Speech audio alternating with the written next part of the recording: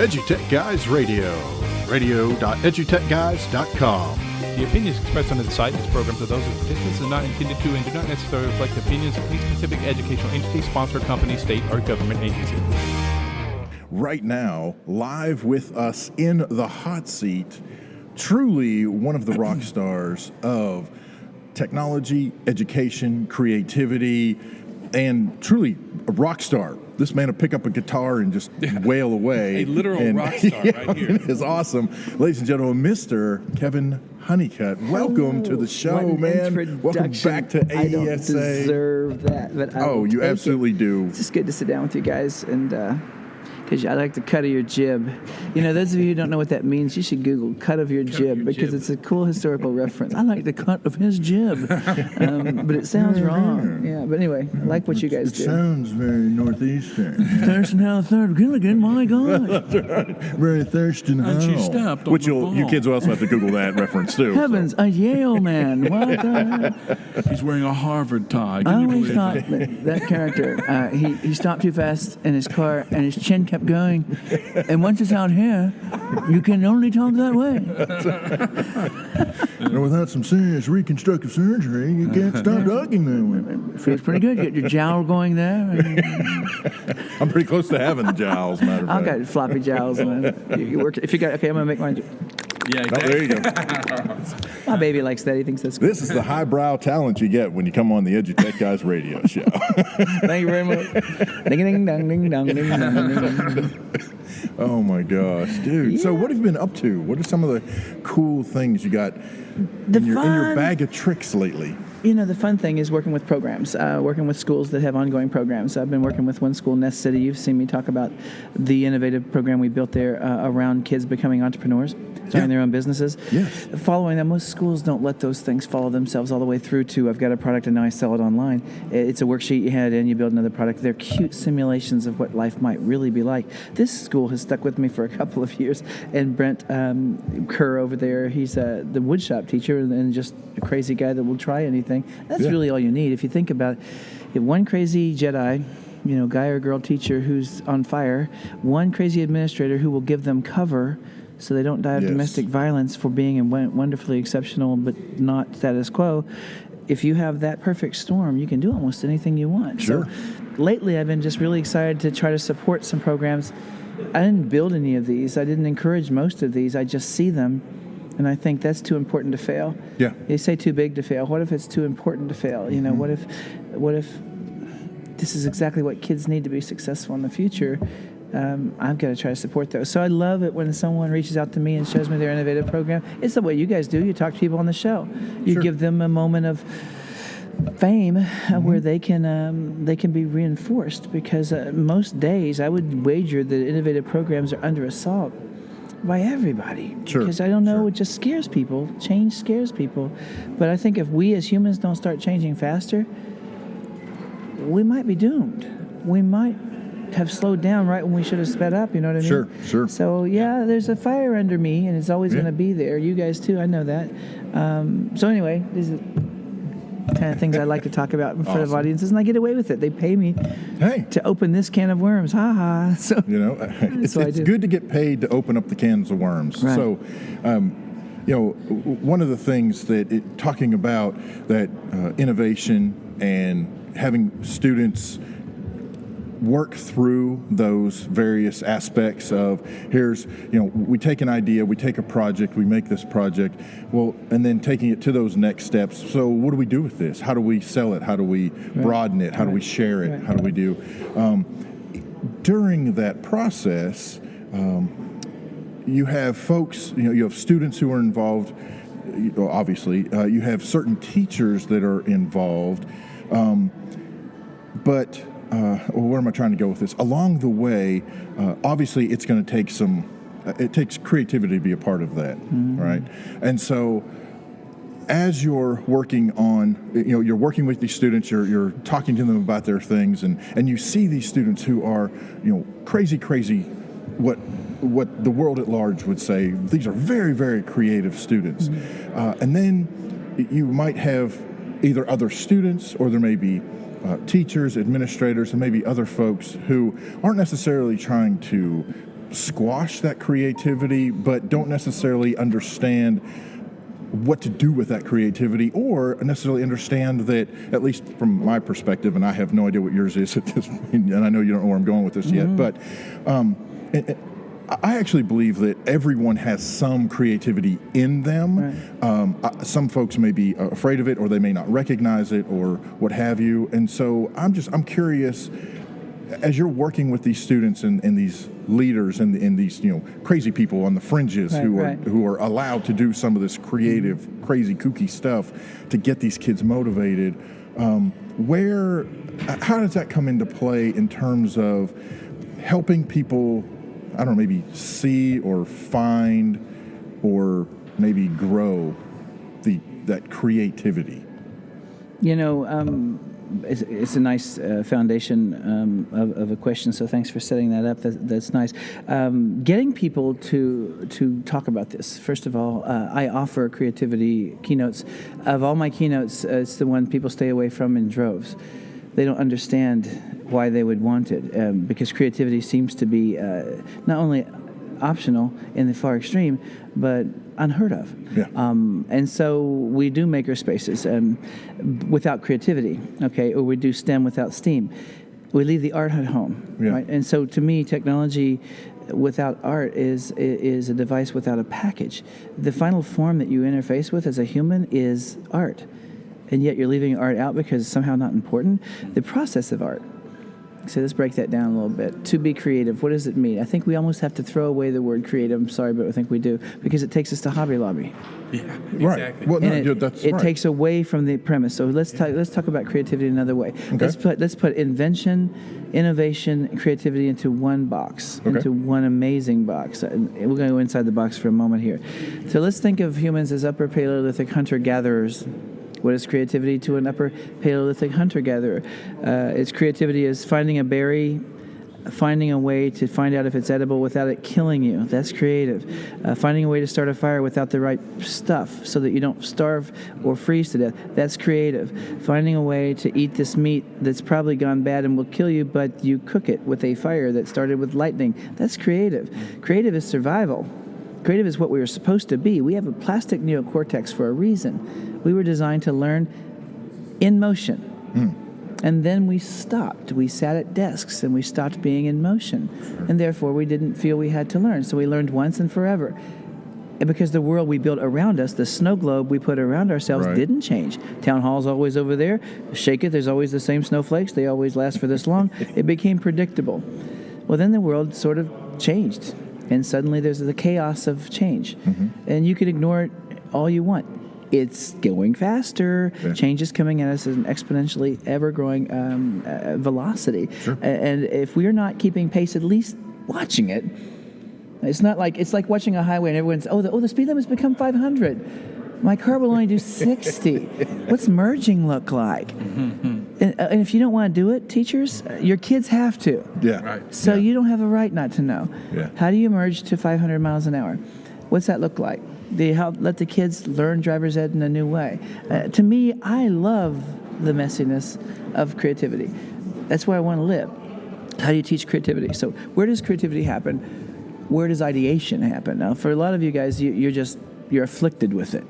Right? If you're creative and you're always making people go, what is wrong with that guy? You've got the affliction. You've got it. You're the person that's the outlier, the unicorn, and you learned that role, and everyone thinks you're the lovable, charming guy. You become a mascot. What you should be is the leader. And most people that have that skill, they don't want to be the leader. Right. Because they see the straitjacket that leadership represents. Sure. I was just having a conversation with a very nice guy, and he's overwhelmed with all the responsibilities, duties, worksheets, basically, he has to hand in to keep government funding rolling. And I said, I'm sorry, every cathedral to be 3 stories tall, made of stone, had flying buttresses, and they're outside the cathedral, and no one notices them from the inside, but the beauty is paid for by the flying buttresses. And I said, I'm sorry, you're a flying buttress. Sounds bad. Well, you're a necessary structure, but that doesn't mean you don't pay for the beauty inside. Right. Sure. So I know that sounds like pumping sunshine up someone's panties, but it's totally necessary. So leaders, we need you. You can't get fired for not doing the things you have to do. You got to pay today's bills while funding tomorrow's dreams. You got to pay for prison upkeep and plan the jailbreak at the same time. To me, that's a deliciously kind of, place to get to live. Sure. If you think of it that way. If you don't, it feels like a straitjacket. I tell people, you can dance in a straitjacket. You can't move a lot. You can move some. And most straitjackets, if you really try them, aren't as tight as you think they are. Yeah. But to say I'm in a straitjacket and not move at all is to give up. I don't know how I got there from creativity. But I was going to get to this other point. When you dream, you're amazingly creative, and for a couple of reasons. Even the most boring person can be creative in a dream, because in a dream, your senses are turned off and your consciousness is turned in on itself, and it has nothing to use but the ingredients already on the shelf. So this is why you're dancing, and Elvis is there, and you're riding on the back of a blimp, and the blimp is somehow small enough for you to ride on, and because your brain just makes it all work. Yeah. It lets things dance together that should never be on the same dance floor. Sure. That juxtaposition of possible probabilities is creativity in its purest form, without rules.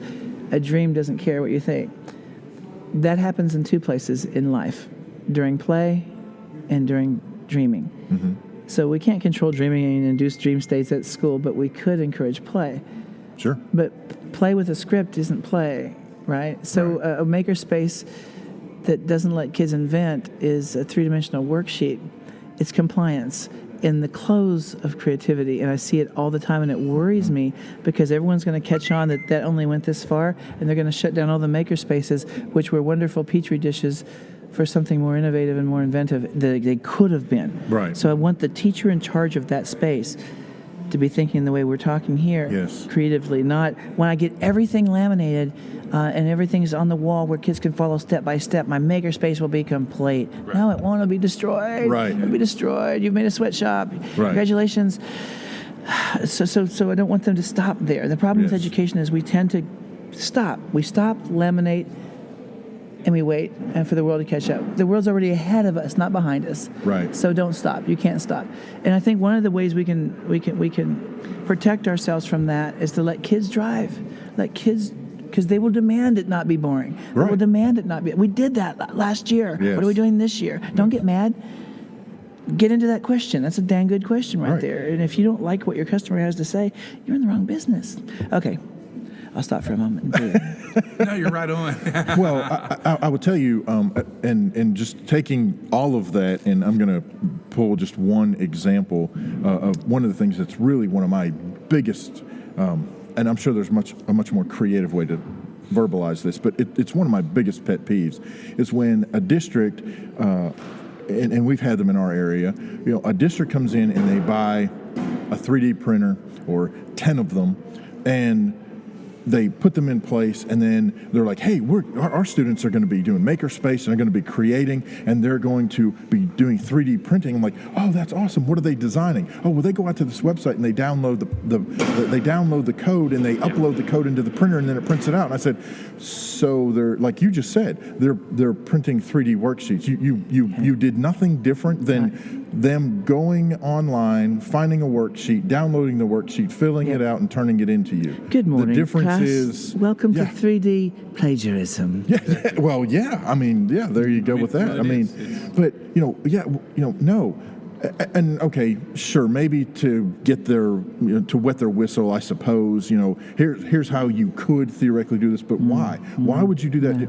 Here's what you do. Put the printer in place. Tell the students, okay, you're not allowed to go download anything that already exists. You have to create something else. Oh, you don't know how the 3D printer works. You don't know how to program it. Guess what? You're going to learn. You're going to figure it out. Right. We can't. I don't know the answers. You have to figure that out. Or I do know the answers, but I won't tell you Or I'm not because going I to tell like you, you too but I'm much. not going to tell them I know the answers. Right.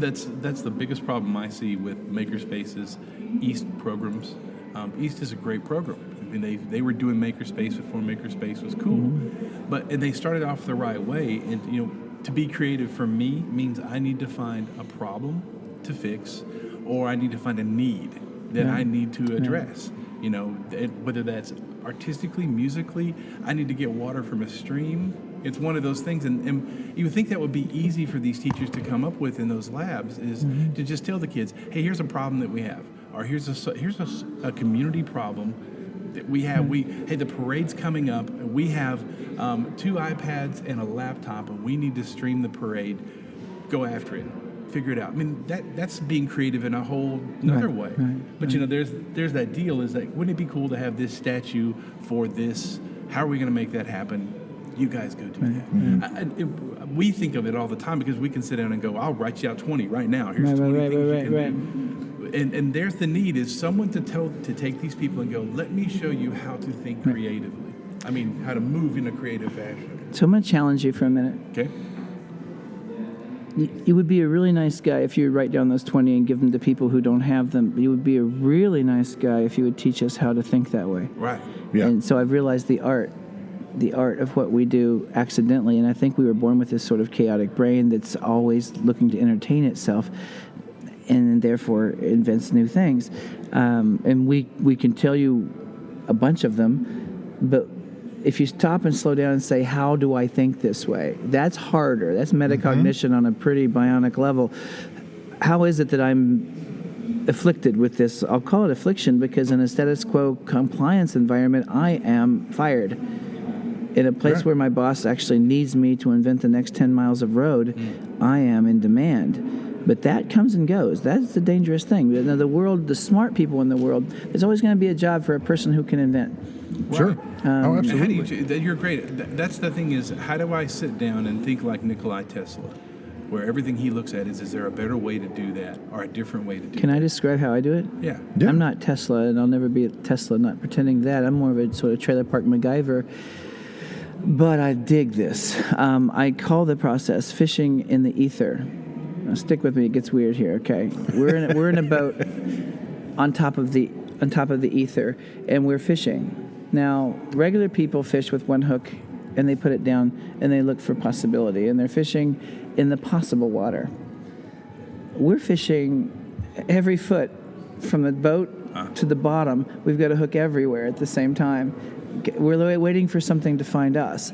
And so we're fishing in the internet. We're fishing in search. We're fishing in headlines. We're fishing in GoFundMe. We're fishing in Kickstarter.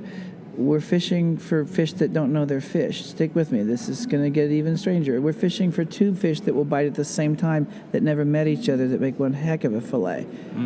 So this company, this startup, launched in Bangalore last night in GoFundMe, and that inventor is brilliant, but he has no clue that his invention just solved a huge problem for another nearly great invention, and you know both people. You brokered the deal. You caught two fish that made a magnificent fillet. Think about what that looks like. Sure. So if every minute a new fish enters the water, do you know how many possible combinations there are? This can never end. It's only getting bigger. It keeps me up at night thinking of all the things I haven't thought of yet. So my brain, it never stops thinking this way. I call it letting my RAM just run. I let things run in RAM, and they go ding. 2 days later, I go, oh yeah, I didn't know that problem was still running. I've potentiated my brain to be this way. If I walk into Lowe's, I don't see Lowe's. I don't see hammers. I see planetariums. I see classroom projects. I see because I've taught my brain to. I can't unthink that way. So I believe we can help kids think like creative problem solvers. We give it all kinds of good talk. But where's the teacher that gets to lead, and where's our respect for their crazy looking? Right. Because in the midst, remember, of a bunch of compliant people, that person looks wrong. And again, back to the mascot. I was the art teacher. I was the mascot. There's Kevin in there just having fun, enriching those kids. Enrich those kids, Kevin. Go enrich them. They're so enriched. I love it. I had teachers that would keep their kids out of my class, elementary, and I'd say, why didn't he come to class? Well, he was in trouble. So you punished him by withholding my class? Well, he likes it so much, I just knew it would probably be a motivator. I said, so I have a degree like you, a certificate like you, a curriculum like you. I'm not optional. I'm not recess. I had to say that. You know how many times in my tenure I had to say that? Oh, I can't imagine. That is the I know whole. exactly how many times you had to do it. So that is, but that is the sort of undervaluing of creativity. So again, if the word is a problem, you know, most art teachers would fight if you tried to call what they did invention. But really, to have a new idea or to create something that never existed before is to invent. If I do a painting and it doesn't exist, I invented the painting. So let's just get past the words for a minute and talk about process. So in a makerspace, look, if you come to my art class, we're not going to do a paint by number first and then let you paint. You will never paint the way you were supposed to once you've worn the straitjacket. Yeah. So if you come into my makerspace and we print something you stole, You're never going to make something worse than that, but that's where you have to start. Sure. You have to start with a lump and Yeah. go, what is that? It's a lump. Okay, can it look like something? A hemisphere maybe? I'm not sure how. Let's figure it out. And that's how the process starts. Sure. Sorry, but it takes time. If you jump from... The problem is a teacher that doesn't know how the process works is blown away by the stolen copy. In fact, look at every trophy case in those programs. There's stolen copy. You've seen it on Thingiverse. We've all seen it on there. It's the first thing we printed, too. But this is their first day with the printer, and they think it's not a renaissance, dude. Yeah. You know, you still... So let's get to this non-plagiarism of 3D items. And I know it's harder. Start in elementary with simple spheres, hemispheres, those kinds of things. Start with a Star Wars camp where you've got to approximate designs based on the things you like from Star Wars. And I call these the cardboard force, and I use cardboard over here and 3D printing over there. I mix it all up so kids don't... We tend to get this crush on technology that leads straight to airbrushed models instead of realistic people. You know, Sure. that's the product. It's... You know what I mean? And once you've made that, you love it so much. I always, when I'm throwing pots on the wheel with kids, God forbid they ever throw a good one first, because it's such a fluke. It's such a fluke that they ever got it centered and balanced, and you know what I mean?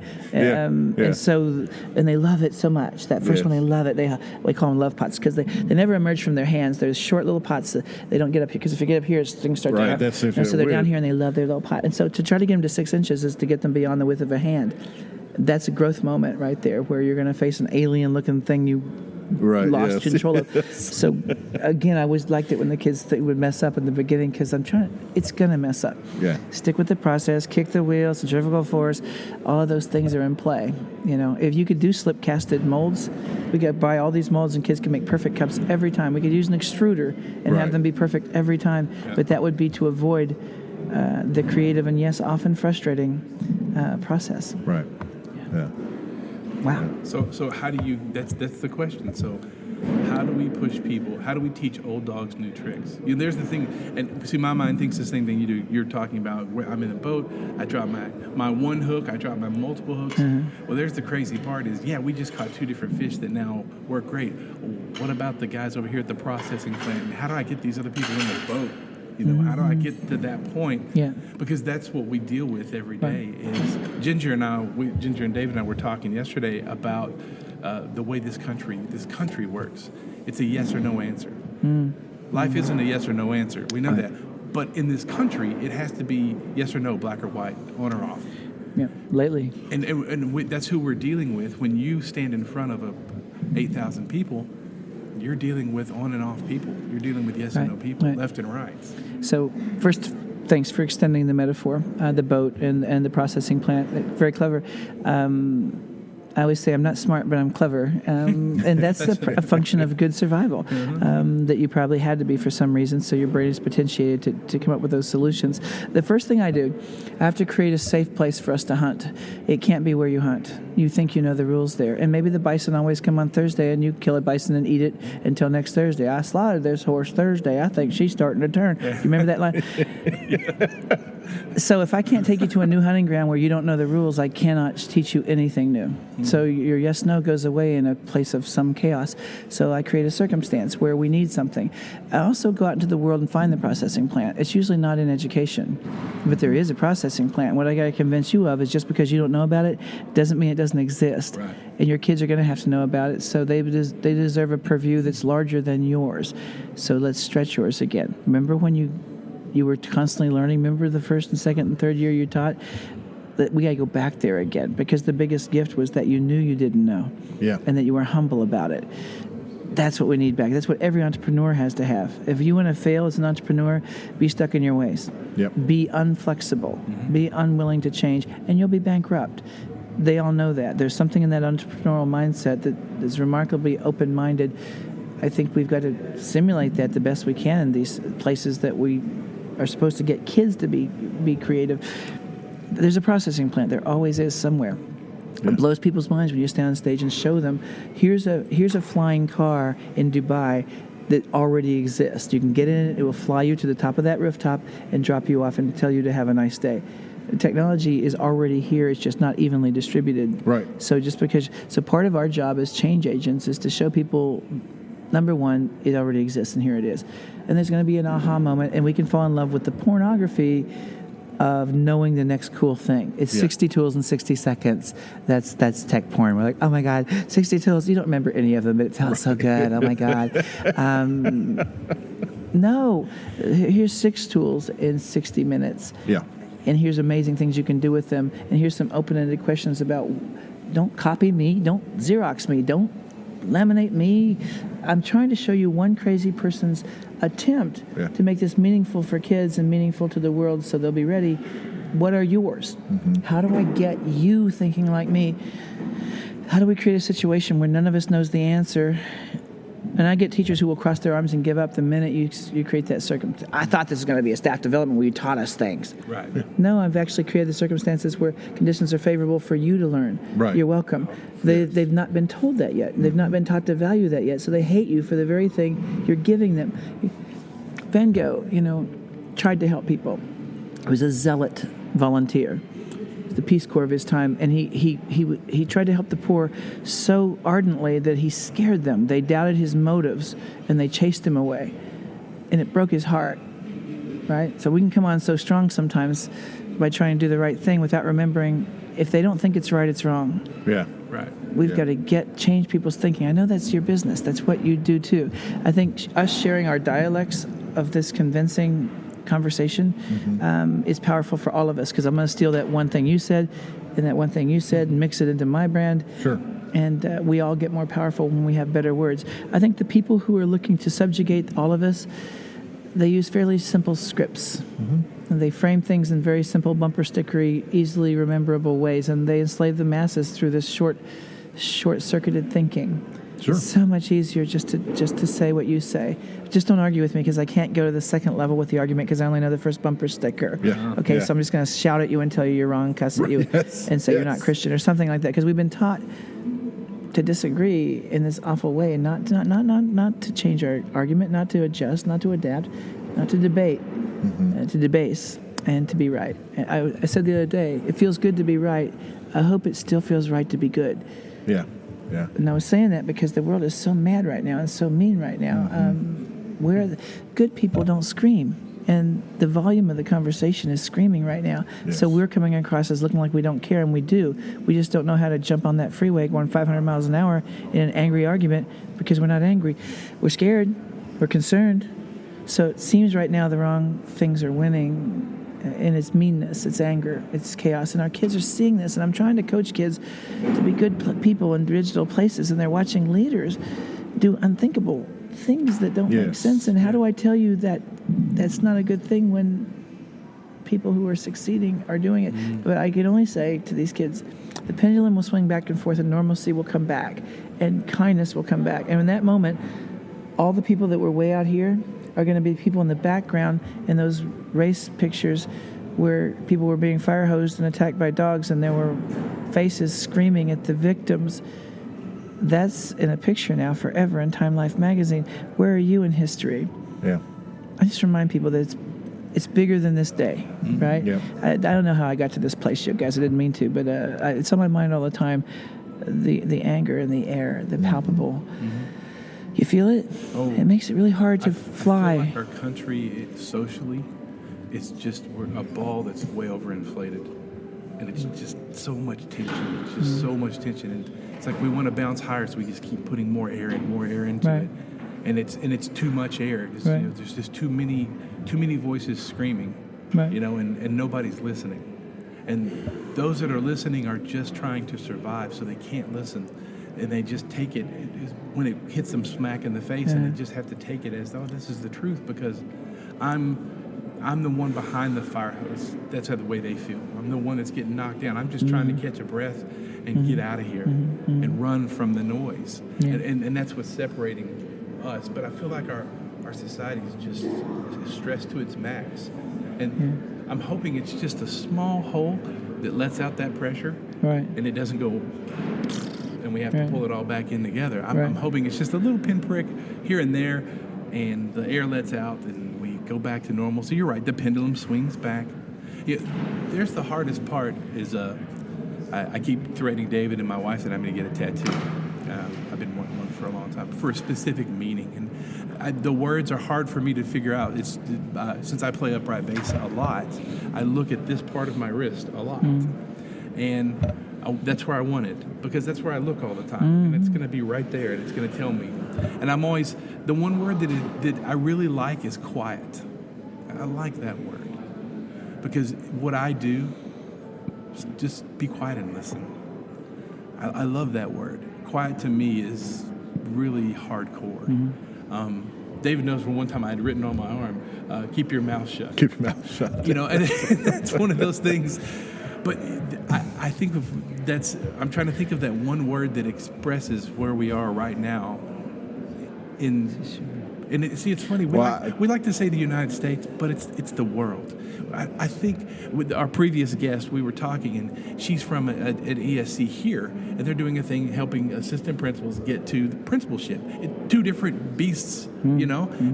But we were talking about cultural experiences here, and I said, we need that in Southwest Arkansas. Our Hispanic population has exploded, and our test scores, which I hate tests. Our test scores would be phenomenal if the Hispanic kids can take it in Spanish, if they so chose to. It's 2017. There's no reason that we're not speaking every language we want to. We have every piece of ability to do that. And so that's where it brings me to, I don't think it's just about the U.S. anymore. And if we continue to make it about just ourselves, and the world's pushing us to, don't make it about yourself. Don't make it about yourself. But we continually do that. But that brings me back to, that's that rut. That, no, Kevin, I came here for you to show me how to do this. I need you to tell me how to do this. I'm not going to do it unless you tell me how to do it. I'm not going to think on my own.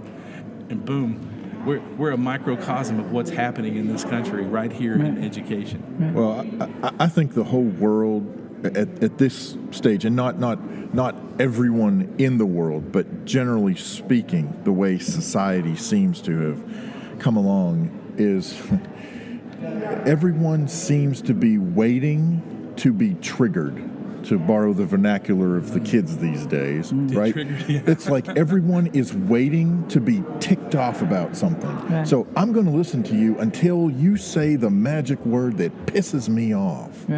Because that's what I'm really wanting for. Because then I get to scream, I get to shout. Then I get to say stuff that, in a weird, twisted sort of way, I'm hoping will trigger you. So you triggered me, and then I'm hoping to trigger you, because then I'm going to turn around and turn that against you. And I truly believe that's where a large part of the population has moved. I mean, I think back when I was a kid, and this is going to sound weird, I'm sure, but when I was a kid watching the news, and I grew up watching Walter Cronkite and used to be able to imitate him like nobody's business, and to me, one of the most sincere broadcasters I have ever watched.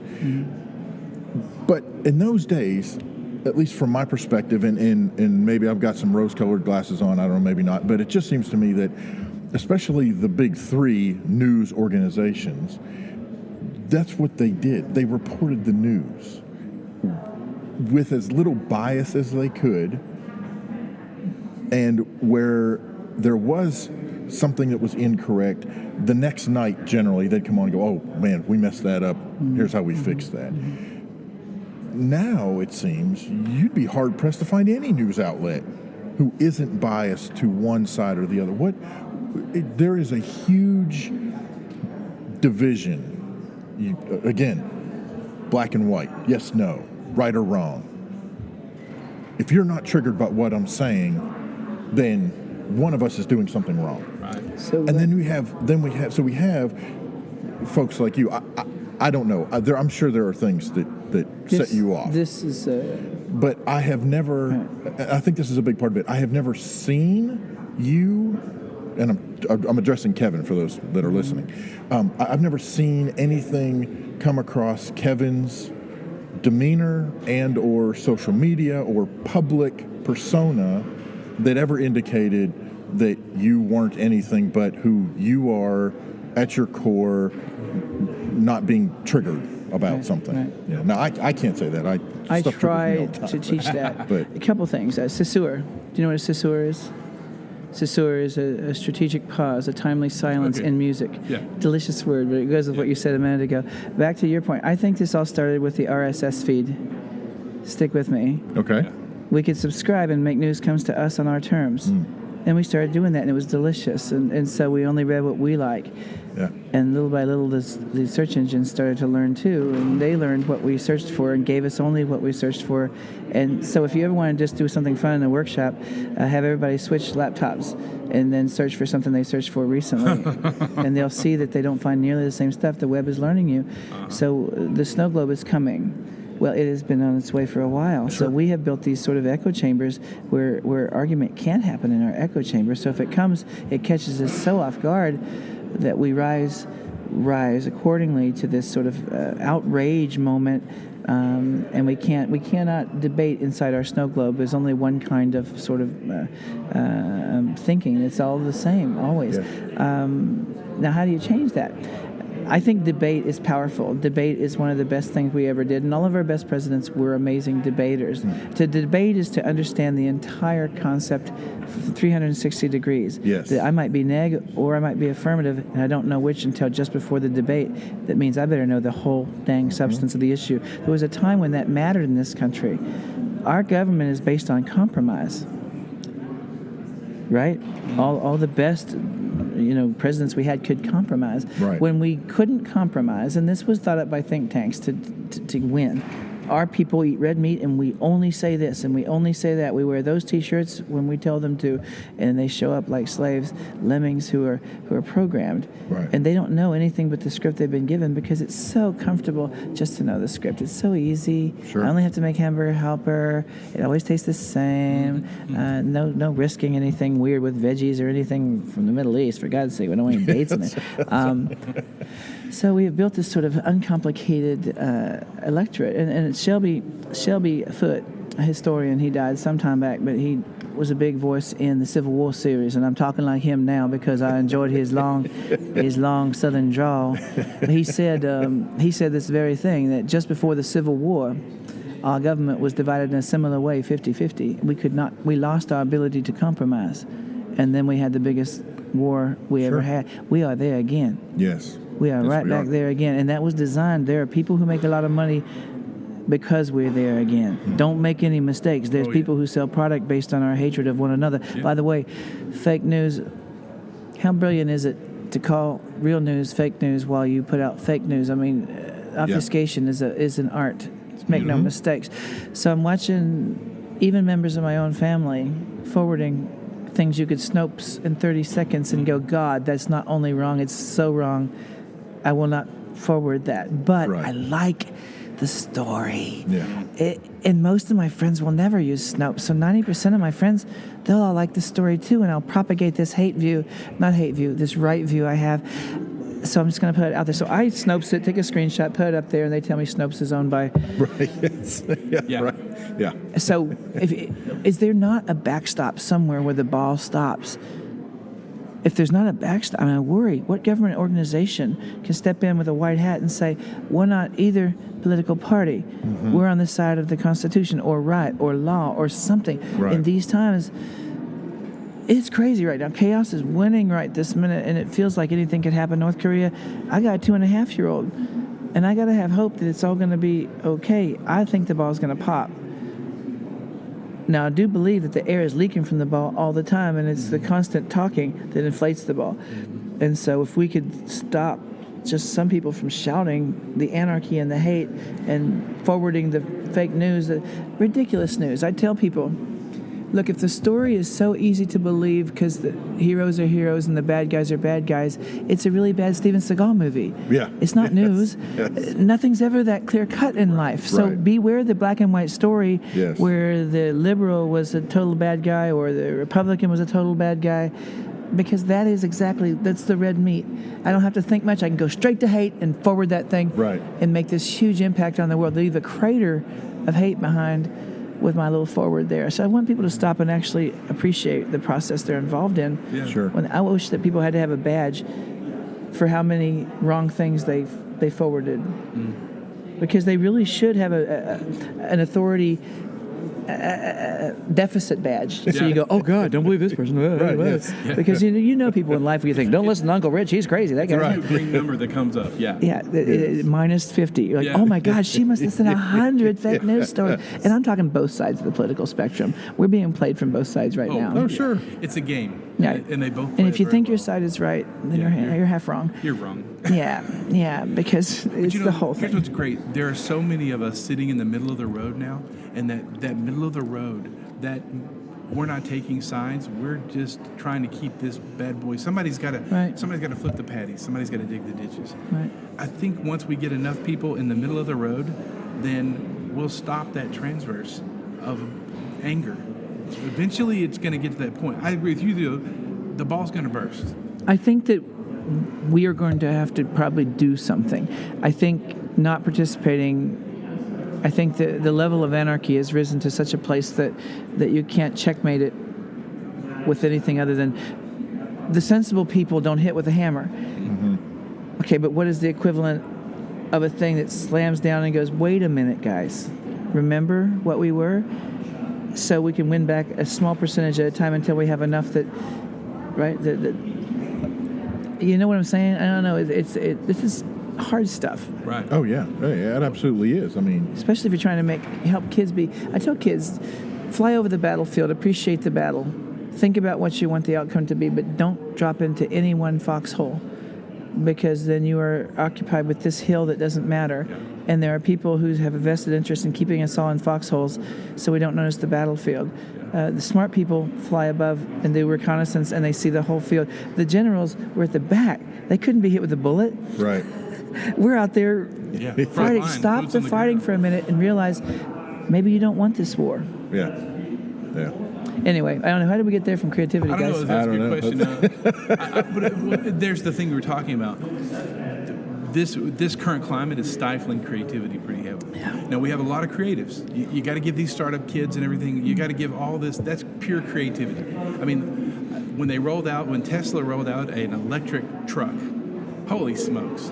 You know, that's the stuff of Ford and the great inventors of the day. That's Right. the stuff of, I got to find a better way to do this that's going to be better and going to provide more leisure, more jobs, more time to.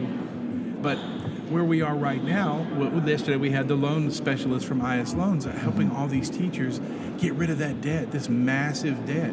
Because you know what that is? That's just pressure that stops your voice. Right. It stops the voice of creativity. Right. And we're in a neat place. I mean, think of how many kids we know now that are doing what they love and making a living. They're not millionaires, but they're happy. They're traveling. They're creating. They're living life. Your son is not the 2.5-year-old, but he's happy. But your son's happy.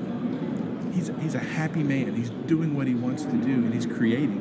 Right. And he's creating for others. I think that's the interesting thing that happens. Just like we were talking about, you've always been about creating for others. You create, but what you do is you try to help people create for yourself. Right. Get to that happy place. You use your gifts in your classroom. There's a funny part. 10 English teachers in a high school. That's a big high school. But 10 English teachers in a high school, although they're following the same curriculum and they're trying to teach the standards, but they could teach every 10 class could be completely different based on what that teacher Sure. likes and hobbies are. And what's wrong with that? Right. Because that just means in a given time, then every kid's going to go, I got to have Mr. Honeycutt because we do this in there, Right. and that's exactly how I want to learn Shakespeare. I don't want to learn Shakespeare this way. I want to learn Shakespeare this way. Now, think about that. That analog school that you just described, which would be wonderful, I think, is YouTube. Yeah. Because I can find any number of teachers to teach me long train running the way I want to learn it. So since that is, I can dial it up and buy it according to what I want, my gifts and strengths. If school was that configurable, and it could be, by the way, yeah, we got analog teachers, but we only got 2 English teachers. One's this and one's that. But we have YouTube, and we've gone ahead and we've sort of pre-laid out a whole bunch of curriculum that you might like too. Right. Come to us and pitch us an idea about how you're going to get your credit. The truth is, what most people remember from school is that one crazy teacher, that one crazy semester, that crazy thing that you did. You remember it word for word with perfect fidelity. Yeah. It's the only teacher, the only program that wrote on you with permanent ink. Everything else was being rented and is gone now. Yep. So all those assessments meant nothing. Yeah. You remember none of it. So we're spending our time on the wrong things. What we need to create is memories with all the content tied to them through love and through excitement and through emotion and all of that. If we would admit that those crazy teachers aren't mascots, but they are the missing ingredient, and anoint that. A lot of people got it, and this is the hard part. How do you take people who got into teaching so they could be the smartest person in the room and turn them into this? Oh, yeah. Because they signed a prenup, and it didn't say what we're saying here. Yeah. And they have a leg to stand on. Yeah. Education said you'll get your own room, your own budget, no one will bother you. Right. And now you're suddenly changing the rules on me. So in a way, I get what they're saying. But we either got to transform them into something different, or at least talk them into allowing kids, even if they can't get there, can you let your kids get there? And can you value them when they do? Yeah. I think I live in that spot all the time, trying to make a case for that kid that I know you think he's crazy. They thought Jobs was crazy. They thought Edison was crazy. They told Einstein that he was stupid. Right. You know what I mean? Yeah. These aren't just small cases. This happened to a lot of people because they didn't understand his intelligence. It was the system's problem. Yeah. So yeah, I'm for the Pirates. I'm for the winning. I'm for the Pirates winning. Yeah. And my worry is that we're so busy doing the right thing, we're not sharing the story well enough. We're not sun-pigging our projects. We're not getting that news out there. Right. We've got to fill that space up with people protecting these programs. I say people protect what they've learned to be proud of. So part of our art has to be getting the community to be so proud of our makerspace, our entrepreneur programs, that they brag about it in the cafe. Right. And you didn't even tell them to. You're just sitting there eating a hamburger and going, it's working. Right. Yes. It's got to be that the community sees it, values it, and they'll protect it. They'll fight to protect it. But if it's just you by will, cult of personality teacher that you are, if you die in a car wreck, what happens to the program? Right. That's not sustainable. So we got to get over the ego of ownership and give it away. Yeah. Give it away. Stand beside it and brag about it. Yeah. Do you think that? I think that social media for us as educators has helped as a gateway for this. Exactly what you're talking about. How do you get these people on board? How do you start up the website and go ding ding ding ding ding ding? Oh, there it is. It's happening. Were we ready for this? I think that Twitter and Facebook and things like that, the way we've begun to embrace it. I mean, think about it now. You go to every conference and everybody's got an official hashtag, right? So I think that that's the deal. So the hard part for us as educators that are always running, is creating that content so that it can be easily of value. I mean, that's the word we like to say. Is it of value? So that we can get those teachers, those educators enticed, that one that's just right there on the hook. You know, I really want to let my kids choose how their project is going to be done. You know, I want to do it, but I don't know how. Well, Kevin just posted 7 ways, 13 ways you can do this. Is that, I believe that's our next thing that's our voice that we're trying to get. It's a quiet voice. We're not really shouting. Right. We're just putting it out there. But it's the one where every time you turn around, hey, there's that other thing. Right. Hey, here I am again. I think for the teachers, for the educators who are open, even if the door is mostly shut, but not quite all the way shut, those are the ones who seek that kind of stuff out, or use the RSS feed and have it brought into their world. To me, the biggest challenge is the teachers who have not only shut the door, but they've got it barred, and this is my snow globe. This is, in fact, it's not even a snow globe. I am in this iron chamber that you are not going to get into because when that door closes and the bell rings, I am the king of this square room, and thou shalt not. That's becoming fewer and fewer teachers in my experience. However, I've met them. Now, here's the worst of that. When you have that teacher and they're actually compelling and interesting, and kids love to sit in front of them in front of the campfire that glows with their own ego, and they get written on by that, and they will support that person all the way to the bitter end, even though what they're doing is wrong. They're the last of what used to be right. Mm-hmm. Yeah. Right? Yeah. There were never better gas lamps than the last year there was a gas lamp industry. They were so good, but electricity made them obsolete. So the Right. last of the Sage on the Stage, Cult of Personality teachers. Now, I love them too. Mr. Holland's Opus. I mean, we glorify these figures, these Dead Poets Society. I can be incandescent all by myself. No need for Google. That we don't share the stage with the other tools that are even more powerful than us. That's an ego thing. And they shame those. We do, and we make it cool to be hipster, to be Luddite. Yeah. I've met those people. I'm never using this because of that. And I meet them in the fine arts a lot. Oh, trust me. I have invited band directors on stage to play music with me, and they wouldn't touch the iPad. They were mad that I even asked. Right. That's not I'm a like, real can't instrument. you play with for a moment? There was a Right. time when your Stratocaster was thought of as obscene and weird and strange, and Can't do it. because it wasn't the Yes. Stradivarius. Well, you think about, you said there's one area that I get. You know, my wife's still a junior high band director, and I was a band director for a long time. I never fit. That's why I got out. I never fit into that mold. right. Well, this is the way that so and so did it, so you should Right. do it this way. Well, no, I'm going to do it this way. You know, no, I'm going to light that sucker on fire in a trash heap, and the kids are going to jump over in motorcycles while playing the bassoon. You know, I don't get that. I might have been in band if I had it. But you know, there's the crazy part. You have to play it down a country lane the same way. If he wrote Right. it this way, Right. and some art and some stuff leads it, especially music. You know, Right. if I'm going to be a professional violinist, I've got to learn to play Beethoven Symphony Number whatever exactly the same way, whether I'm in Stog or New York Right. or Chicago or Louisiana. It's got to be the same. But you're right, and they won't change. But now I have to tell you, marching band has evolved. You know, now there's 3 Macs on the field, and everything's mic'd, and there's Right. a bass player and a guitarist Right. and a string section, and everybody's wearing wireless mics, and they're singing, and you know, Yeah. there's a you know, the band's going bah, and then you hear the samples in boom, bah, you know. It's why didn't you do this years ago? We'd had 5,000 more kids in band. Well, but by the same token, though, see, I'm of a slightly different mindset of the whole. You know, the Beethoven's got to sound this way, whether you're here. Why? Why does it have to sound like that? Why? What? Because that's the way it's always been done. Oh, wait, because that's the way it's always been Well, done. Wait, think what? about what it I mean, was. That's my problem with, and that's my problem with art. My daughter loves to paint. She loves to be creative.